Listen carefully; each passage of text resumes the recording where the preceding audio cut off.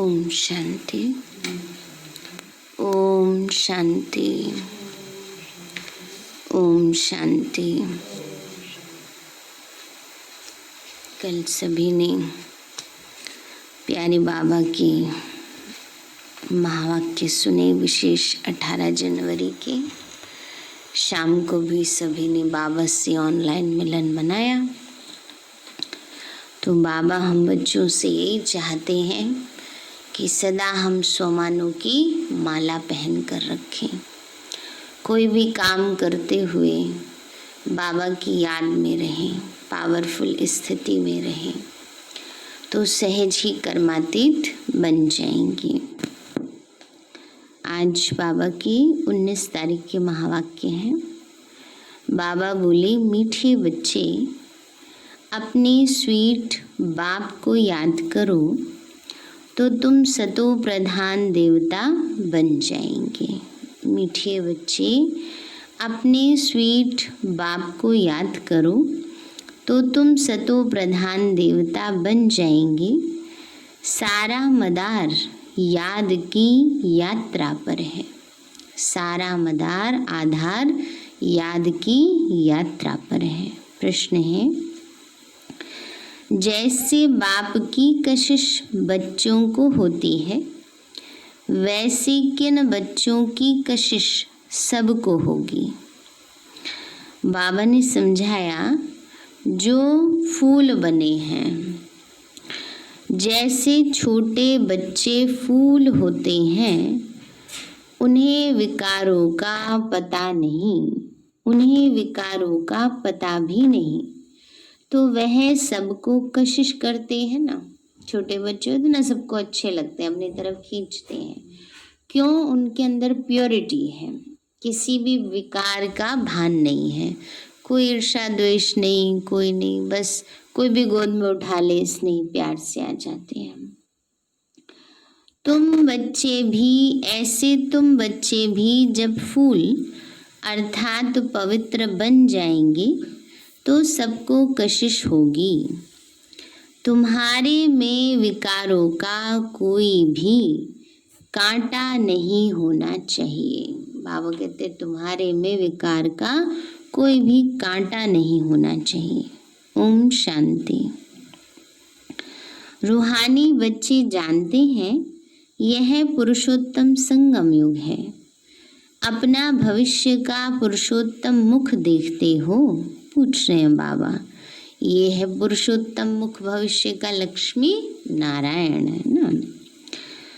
तो बाबा कहते हैं पुरुषोत्तम चोला देखते हो, फील करते हो कि हम फिर से नई दुनिया सतयुग में इनकी माना लक्ष्मी नारायण की वंशावली में जाएंगे, अर्थात सुख धाम में जाएंगे अथवा पुरुषोत्तम बनेंगे।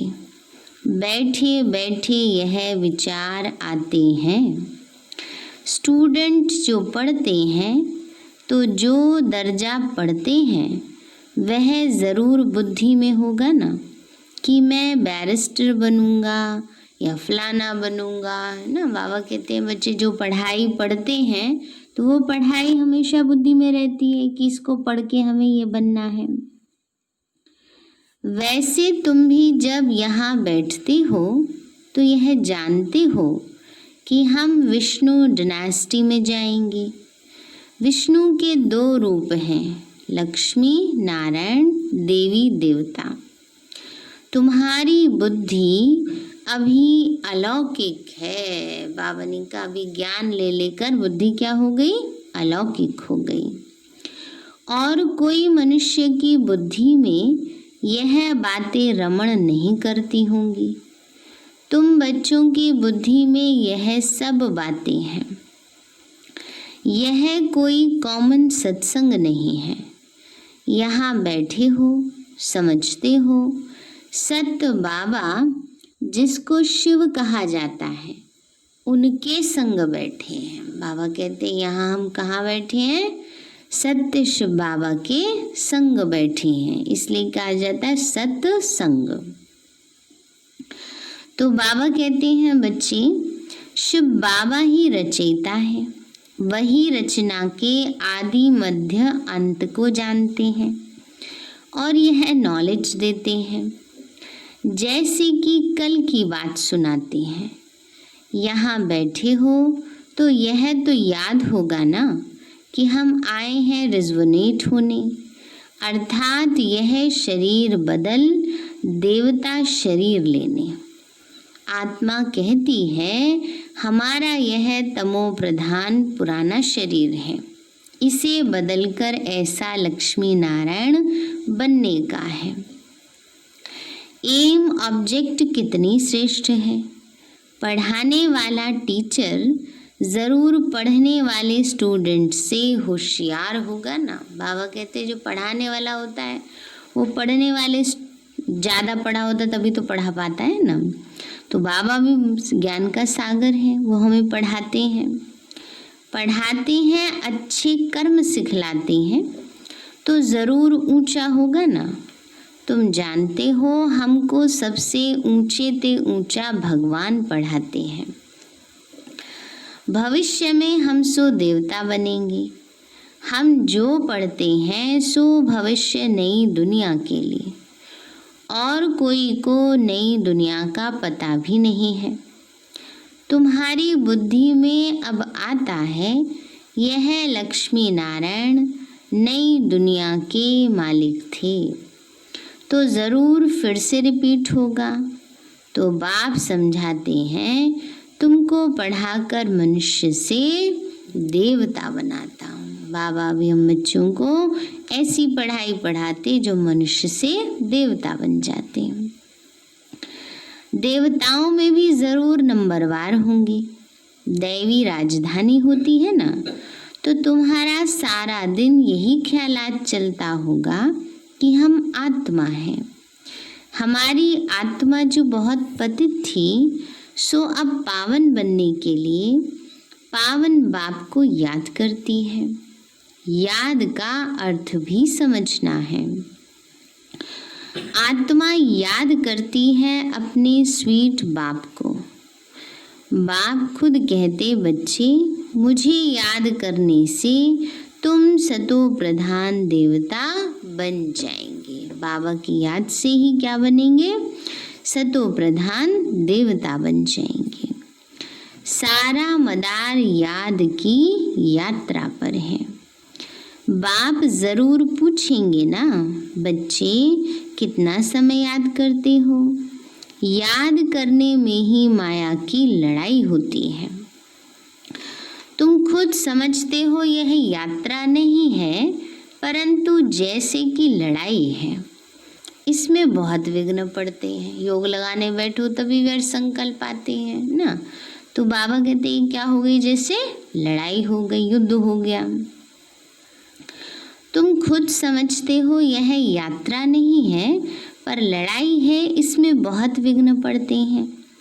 याद की यात्रा में रहने से ही माया विघ्न डालती है, अर्थात याद भुला देती है। कहते भी हैं बाबा हमको आपकी याद में रहने में माया के तूफान बहुत लगते हैं। बाबा कहते हैं बच्चे बाबा योग लगाते हैं तभी सारे काम याद आते हैं, बड़े विघ्न पड़ते हैं। बाबा कहते विघ्न याद की यात्रा में रहने में ही माया विघ्न डालती है, माना भुला देती है। नंबर 1 तूफान है देह अभिमान का, फिर है काम क्रोध लोभ मोह।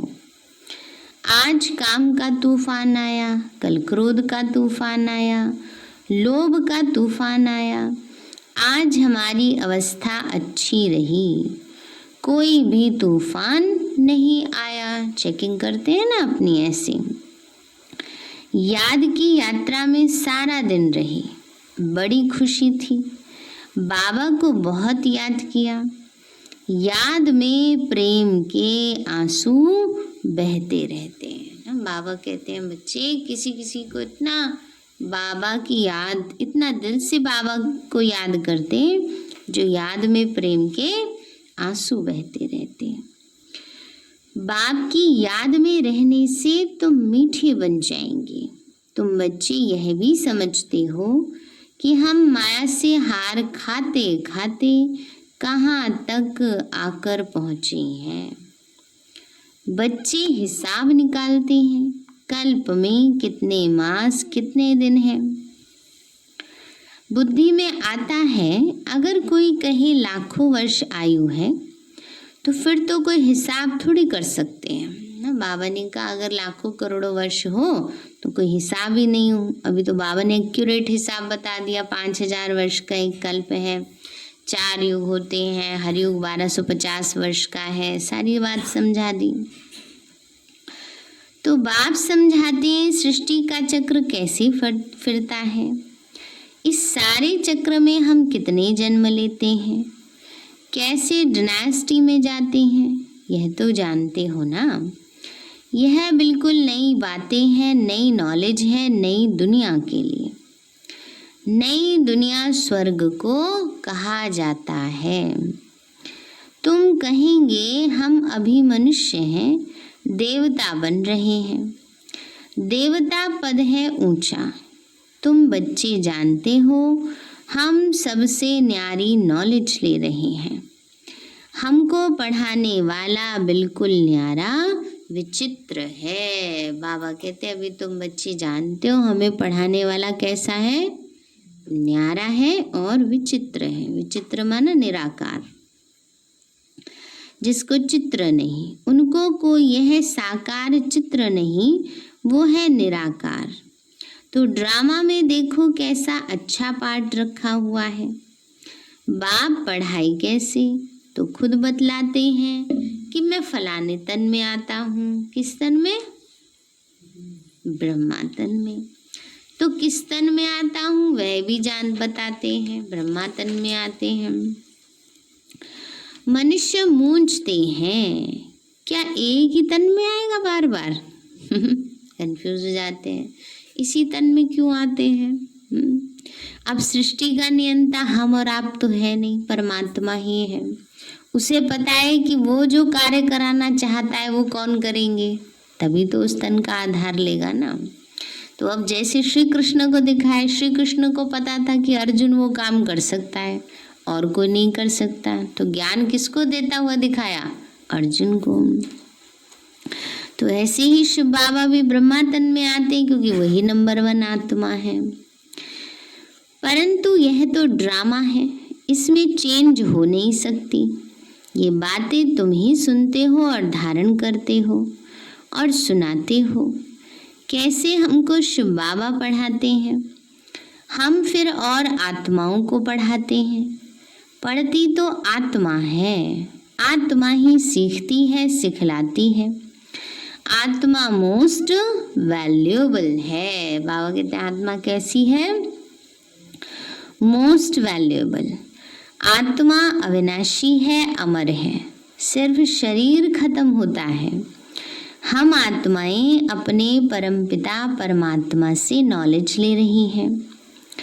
रचयिता और रचना के आदि मध्य अंत 84 जन्मों की नॉलेज ले रही हैं। नॉलेज कौन लेते हैं, शरीर ले रहा है, कौन ले रहा है, आत्मा ले रही है ना। आत्मा ही सुन रही है शरीर के माध्यम से, इन कानों के द्वारा सुन तो आत्मा ही रही है ना।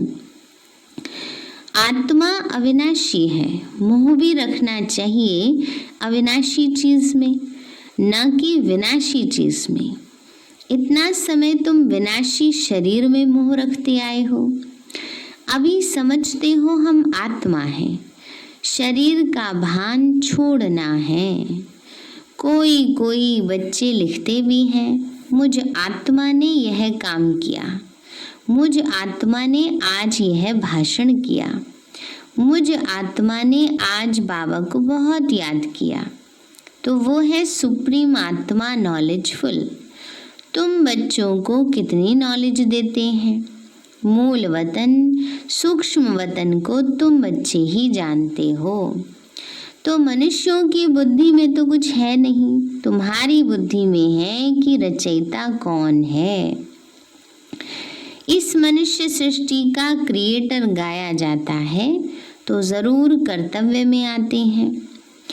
तुम बच्चे जानते हो कोई मनुष्य नहीं जिसको आत्मा और परमात्मा बाप याद हो। याद होता तो मिलन ना मनाते, इसलिए बाबा कहते याद ही नहीं है। बाप ही नॉलेज देते हैं कि अपने को आत्मा समझो। तुम अपने को शरीर समझ उल्टे लटक पड़े हो। आत्मा सतचित आनंद स्वरूप है। आत्मा की सबसे जास्ती महिमा है। एक बाप के आत्मा की कितनी महिमा है। वही दुख हरता सुख करता है।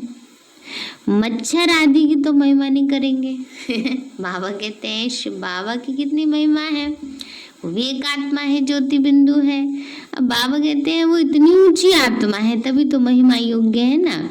अब साधारण जो उनकी थोड़ी कोई महिमा, बाबा ने कहा मच्छर आदि की थोड़ी कोई महिमा की जाएगी कि वो दुख हरता सुख करता है, ज्ञान का सागर है। नहीं, यह बाप की महिमा है। तुम भी हर एक खुद दुख हरता सुख करता हो, क्योंकि उस बाप के बच्चे हो ना, जो सबका दुख हर कर और सबको सुख देते हैं। सो भी आधा कल्प के लिए, एक जन्म के लिए नहीं। बाबा हमें आधे कल्प के लिए सुख देता है, 12,500 वर्ष के लिए सुख देते हैं, पूरे 21 जन्मों का सुख देते हैं। तो बाबा कहते हैं बच्चे इतना सुख बाबा देते जो और कोई दे ही नहीं सकते हैं। यह नॉलेज और कोई में है ही नहीं। नॉलेजफुल तो एक ही बाप है। हमारे में नो नॉलेज। एक बाप को ही नहीं जानते तो बाकी फिर क्या नॉलेज होगी। अभी तुम फील करते हो हम पहले नॉलेज लेते थे, कुछ भी नहीं जानते थे। बेबी नॉलेज नहीं होती है। बाबा कहते हैं बेबी में माना छोटे बच्चे में नॉलेज नहीं होती, और कोई अवगुण भी नहीं होता है ना। विकारों की नॉलेज नहीं होती तो अवगुण भी नहीं होता। किसी बात की नॉलेज नहीं होती तो विकारों की भी नॉलेज नहीं होती है। इसीलिए उसको महात्मा कहा जाता है। छोटे बच्चों को कहते हैं ना, छोटे बच्चे महात्मा समान है, क्योंकि पवित्र हैं। जितना छोटा बच्चा उतना नंबर 1 फूल। बिल्कुल ही जैसे कर्मातीत अवस्था है। कर्म विकर्म को कुछ नहीं जानते, सिर्फ अपने को ही जानते हैं। वह फूल है, इसलिए सबको कशिश करते हैं। जैसे अब बाबा कशिश करते हैं, बाबा आए ही हैं तुम सबको फूल बनाने। तुम्हारे में भी कई बहुत खराब कांटे भी हैं। बाबा कहते हैं बच्चों में क्या है, विकारों के कांटे भी हैं। 5 विकार रूपी कांटे हैं। इस समय तुमको फूलों और कांटों का ज्ञान है। कांटों का जंगल भी होता है। बबूल का कांटा सबसे बड़ा होता है। उन कांटों से भी बहुत चीजें बनती हैं। भेंट की जाती है मनुष्यों की। तो बाप समझाते हैं इस समय बहुत दुख देने वाले मनुष्य कांटे हैं, इसलिए इनको दुख की दुनिया कहा जाता है। कहते भी हैं बाप सुख दाता है और माया रावण क्या देता है, दुख दाता है। तो बाप सुख दाता है और माया रावण दुख दाता है। फिर सतयुग में माया नहीं होगी तो यह कुछ भी बातें नहीं होंगी। ड्रामा में एक पार्ट 2 बारी नहीं बज सकता। बुद्धि में है सारी दुनिया में जो पार्ट बजता है वो सब नया है।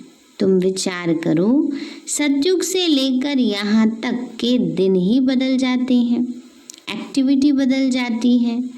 5000 वर्ष की पूरी एक्टिविटी का रिकॉर्ड आत्मा में भरा हुआ है। वह बदल नहीं सकता है। हर आत्मा में अपना पार्ट भरा हुआ है। यह एक बात भी कोई समझ नहीं सकते। अभी आदि मध्य अंत को तुम जानते हो। यह स्कूल है ना। सृष्टि के आदि मध्य अंत को जानना है और फिर बाप को याद कर पवित्र बनने की पढ़ाई है। इनके पहले जानते थे क्या कि हमको ये बनना है? बाबा ने कहा पहले ज्ञान नहीं था तो थोड़ी पता था कि हमें मनुष्य से देवता बनना है, विश्व का मालिक बनना है। पहले तो जानते ही नहीं थे।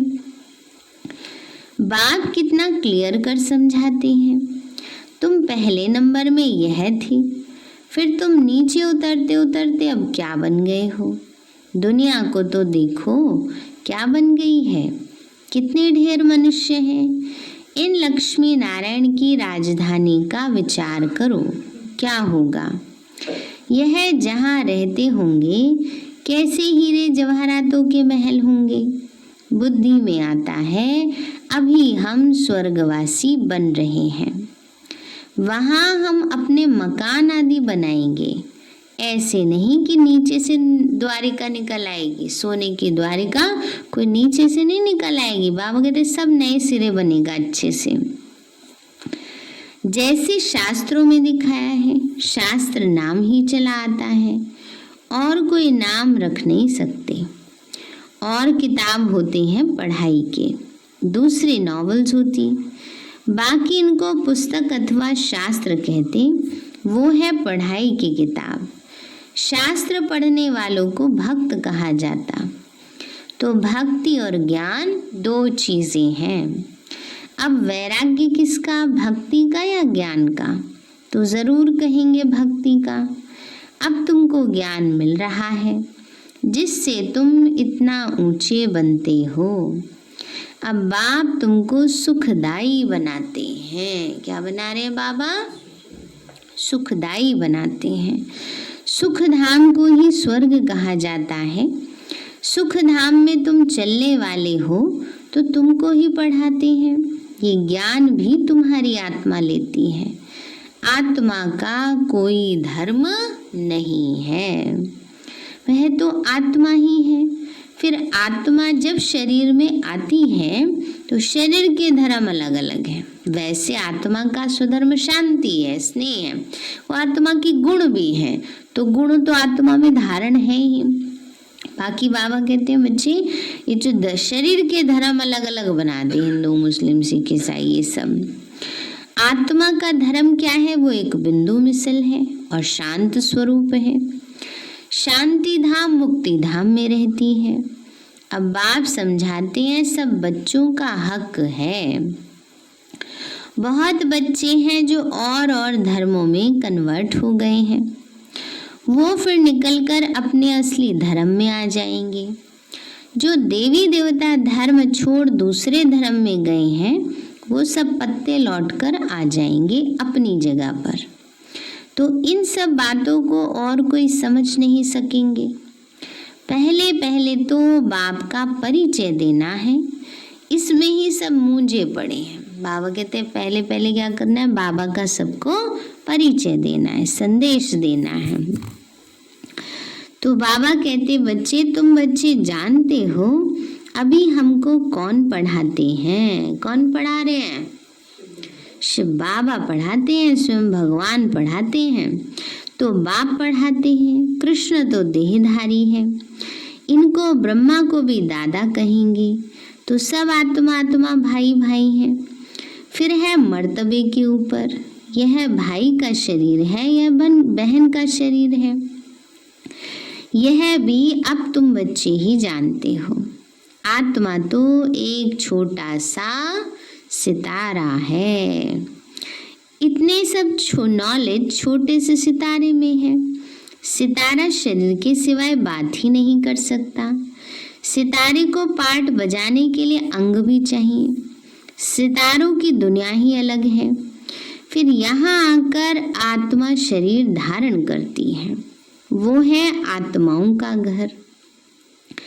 आत्मा छोटी बिंदी है, शरीर बड़ी चीज है, तो उनको कितना याद करते हैं।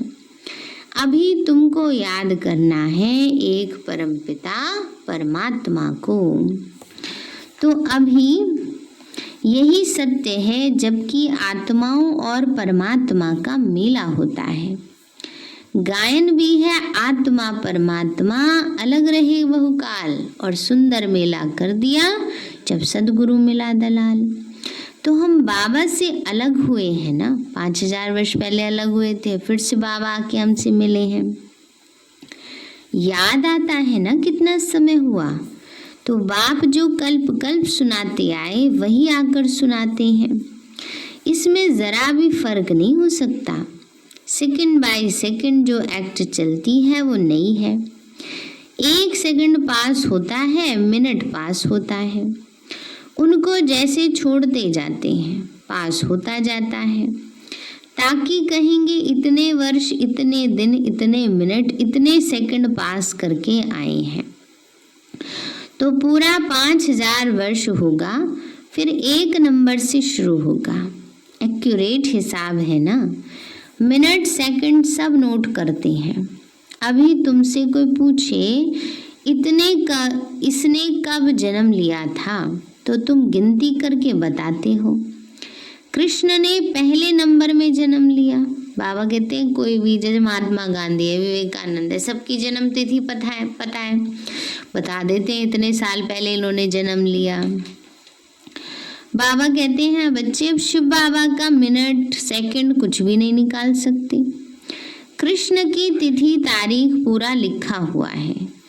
मनुष्यों की घड़ी में फर्क पड़ सकता है मिनट सेकंड का, लेकिन शिव बाबा के अवतरण में तो बिल्कुल फर्क नहीं पड़ सकता। बाबा कहते हैं मनुष्यों की घड़ी में ही फर्क पड़ सकता है, लेकिन शिव बाबा की घड़ी में, शिव बाबा के आने में कोई फर्क नहीं पड़ सकता। पता ही नहीं पड़ता कि कब आया। ऐसे ही नहीं कि साक्षात्कार हुआ तब आया, नहीं, अंदाज से कह देते हैं। बाकी ऐसे नहीं कि उस समय प्रवेश हुआ, साक्षात्कार हुआ कि हम फलाना बनेंगे ना। बाबा ने एक अंदाज़ा बता देते हैं, लेकिन एग्जैक्ट तो कोई भी नहीं बता सकता। अच्छा, मीठे मीठे सिक्के लदे बच्चों प्रति माता पिता बाप दादा का याद प्यार। Good morning. रूहानी बाप की रूहानी बच्चों को नमस्ते। रूहानी हम बच्चों की रूहानी माता पिता बाप दादा को नमस्ते नमस्ते नमस्ते बाबा नमस्ते।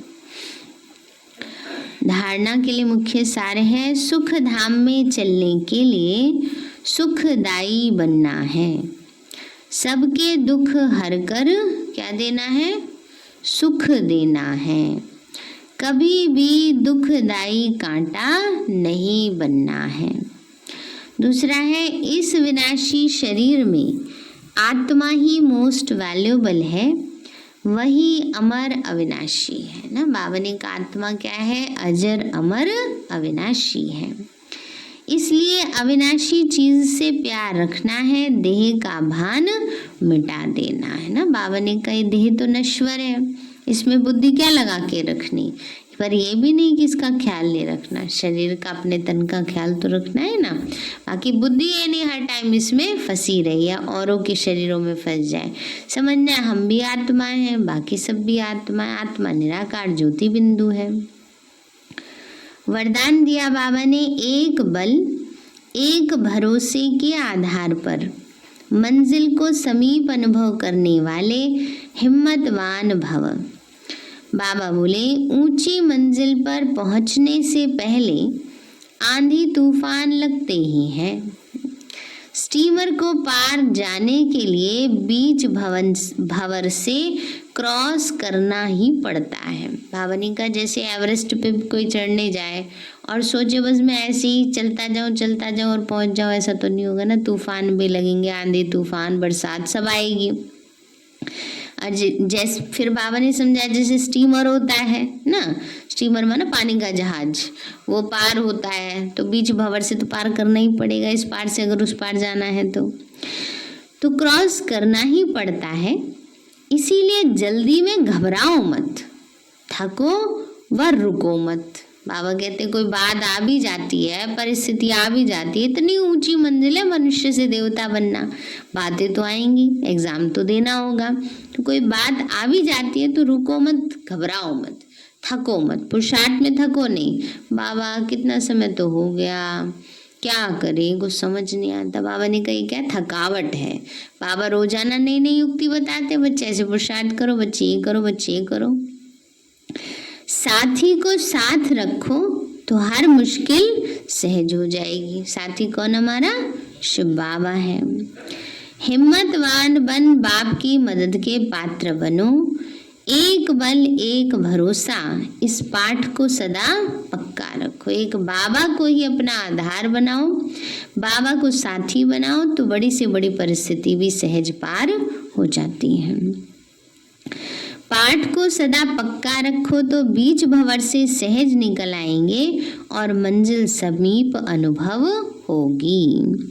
स्लोगन है, विश्व कल्याणकारी वह है जो प्रकृति सहित हर आत्मा के प्रति शुभ भावना रखते हैं। विश्व कल्याणकारी वह है जो प्रकृति सहित हर आत्मा के प्रति शुभ भावना रखते हैं। सार है मीठे बच्चे, अपने स्वीट बाप को याद करो तो तुम सतो प्रधान देवता बन जाएंगे। सारा मदार याद की यात्रा पर है। प्रश्न है, जैसे बाप की कशिश बच्चों को होती है वैसे किन बच्चों की कशिश सबको होगी? बाबा बोले जो फूल बने हैं। जैसे छोटे बच्चे फूल होते हैं, उन्हें विकारों का पता ही नहीं, तो वह सबको कशिश करते हैं ना। ऐसे तुम बच्चे भी जब फूल अर्थात पवित्र बन जाएंगे तो सबको कशिश होगी। तुम्हारे में विकारों का कोई भी कांटा नहीं होना चाहिए। अच्छा, ओम शांति। यह है 18 कदम के बाद 19वां योग अभ्यास के लिए पॉइंट। विशेष योग अभ्यास के लिए सोमान व चिंतन की पॉइंट। आज का सोमान है, मैं आत्मा शुभ चिंतक मणि हूँ।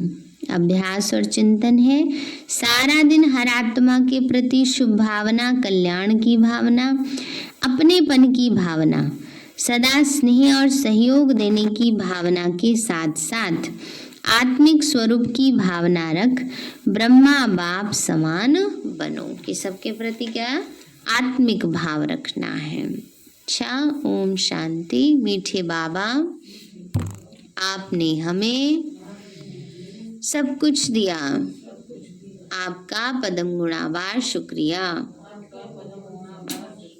प्यारे बाबा, आप हमें ज्ञान, गुण, शक्तियों, वरदानों और सद्बुद्धि से भरपूर करते हो। आपका बार बार शुक्रिया। मीठे बाबा, आपने मुझ आत्मा को, इस सेवा स्थान को, विश्व की सर्वात्माओं को निर्विघ्न बनाया। आपका बार बार शुक्रिया। प्रकृति के पांचों तत्वों का भी शुक्रिया। साइंस के साधनों का भी शुक्रिया। लौकिक अलौकिक परिवार का भी शुक्रिया। हे तन, तुम्हारा भी शुक्रिया। विश्व की सर्वात्माओं का और ब्रह्मांड की सारी शक्तियों का सब प्रकार का सहयोग देने के लिए शुक्रिया। मीठे बाबा, मुझ आत्मा ने जाने अनजाने में जिन भी आत्माओं को मनसा वाचा कर्मणा दुख दिया है, मैं उन सभी से क्षमा चाहती हूँ। मुझे क्षमादान दिलाओ। और जिन आत्माओं ने मुझे दुख दिया है, विघ्न रूप बने हैं, मैं उन सभी को दिल से क्षमा करती हूँ। सबका कल्याण हो, सबको सुख शांति सद्बुद्धि मिले और बाबा के सेंटर की सेवाएं खूब बढ़ती जाएं। शिव बाबा से सारी शक्तियाँ मुझे आत्मा में समा रही हैं। पूरे शरीर में फैल रही हैं, पूरे घर में फैल रही हैं, पूरे देश पूरी दुनिया में फैल रही हैं।